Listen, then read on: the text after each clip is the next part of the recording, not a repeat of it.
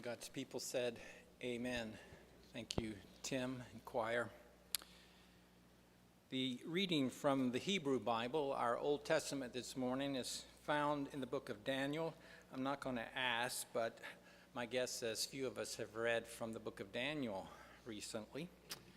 It is a dangerous book in one regard, but a book of hope. The reading is found in the 7th chapter. I'll be reading verses 1 through 3 and then jumping to verse 15. In the first year of King Belshazzar of Babylon, Daniel had a dream and visions of his head as he lay in bed. Then he wrote down the dream. I, Daniel, saw in my vision by night the four winds of heaven stirring up the great sea, and four great beasts came up out of the sea, different from one another. As for me, Daniel, my spirit was troubled within me, and the visions of my head terrified me. I approached one of the attendants to ask him the truth concerning all this. So he said that he would disclose to me the interpretation of the matter. As for these four great beasts, 4 kings shall arise out of the earth.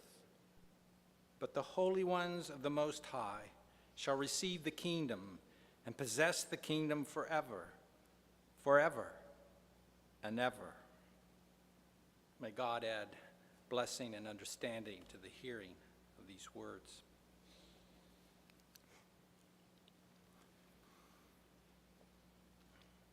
This is, as I said and believe, a book about heaven. But I must say, too, that it has been a close call.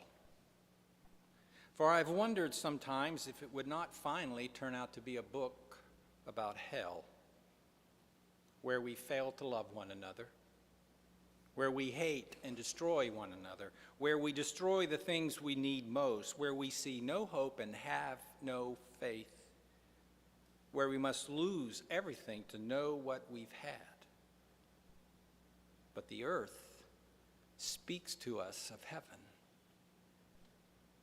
At 72 years of age, J. Burr Crow, the narrator of the novel bearing his name, arrives at the story's conclusion, clutching trophies of his living. Life has revealed to him that what cannot be helped must be endured. As the barber of the fictional river town, Port William, J. Burr's affinity for good stories has made him a local historian of sorts. He comes to understand the point of telling stories. When stories are retold, the point is not what's learned from their content. Children understand this well when they ask for the same story over and over again and in the same words. The point is rather what a listener becomes in the course of listening to the story. Perhaps the child seeks to become courageous like Little Red Riding Hood, who confronts a wolf. Repetition, says Arthur Frank, is the medium of becoming. J. Burr says telling a story is like reaching into a granary full of wheat and drawing out a handful. There's always more to tell than can be told. I'll come back to J. Burr Crow in a moment. For now, hold in your hands or in your mind the image of a granary full of wheat. Gabriel Facker defines a story for understanding of who is my neighbor. It's that person closest to you, me, in need. Stories carry the collective memory of what a community or an individual experiences and what they hold to be fundamentally real and true. At the same time, a good story, possesses a power to summon us into the future. I would say this is the experience of the Hebrew people as we're reminded of in the Old Testament. And this is a place where we as Christians can read the Hebrew text alongside our Jewish friends. For in its final form, the Old Testament is a product of and response to the Babylonian exile, says Walter Brueggemann. And I think he's right. The stories told are an intentional and coherent response to a circumstance of crisis. That crisis was exile, separation, suffering, endurance, and faithfulness. Maimonides, a 12th century Sephardic Jewish philosopher, deemed this Old Testament book of Daniel dangerous. It's an ironic fact, I think, that the ancient story of Daniel in the lion's den survives in our contemporary age mainly as a children's story. As a child, I sat on the edge of my small wooden chair during beginner Sunday school. My heart raced hearing about young Daniel thrown into this hole with these lions. But we know it's a tale of the hubris of power and the great lengths the powerful will go to inflict cruelty, being mauled by lions.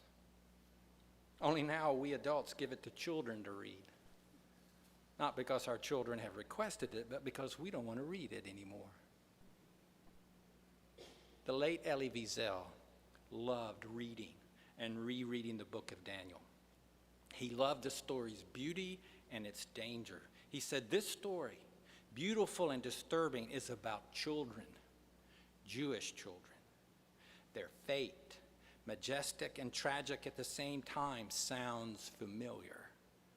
Right from the beginning, we sense danger. These Jewish children are uprooted from Judea, their homeland, by a powerful, relentless enemy.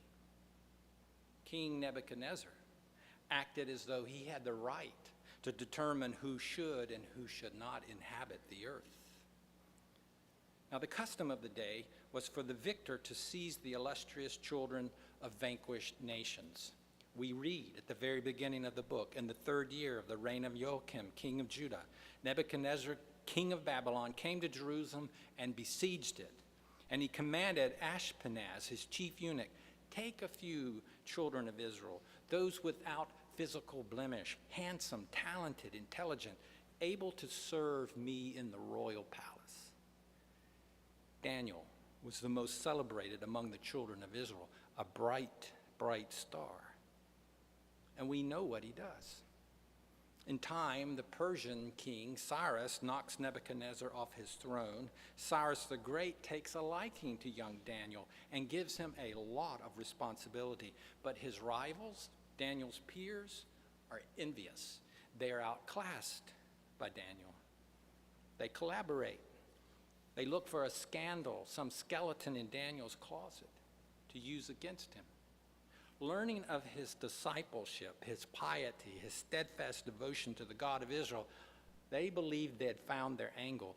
They proposed that Cyrus produce a decree forbidding all the citizens to address their prayers to their gods. Instead, address them to the king himself. Cyrus kind of liked the idea, and he signed it into law. But in his apartment where Daniel lived, where windows facing Jerusalem were open always, he prayed 3 times a day. It was this act of faithfulness